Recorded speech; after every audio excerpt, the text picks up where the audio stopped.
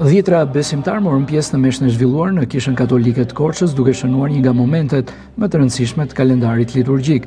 Ceremonia u drejtua nga Dom Ignacio, i cili në fjalën e tij theksoi rëndësinë shpirtërore të kësaj dite, që simbolizon hyrjen e Jezu Krishtit në Jeruzalem dhe nisjen e javës së shenjtë. Gjithë pushtetshëm dhe jam shuar për t'i dhënë njerëzimit të shembolinë e përvujtërisë.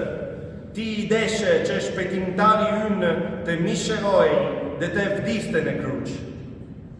Bej në mirësi që ti përngjajmë ati në duresë, e të marrim në pjesë në ngjalljen e ti, që me ty jeton me mbretëron në bashkim me Shpirtin Shenjtë i Hyj për të gjithë shekujt të shekujve. Gjatë meshës, besimtarët u bashkuan në lutje dhe rite tradicionale, duke përcjellë mesazhe paqeje, për ulësie e besimi. Atmosfera në kishë u karakterizua nga përkushtimi dhe pjesëmarrja e lartë në një ditë që mbart vlera të veçanta për komunitetin katolik. Edila e Larit shënon nisjen e javës së shenjtë të Pashkës, që kulmon me festën madhështore të Pashkëve.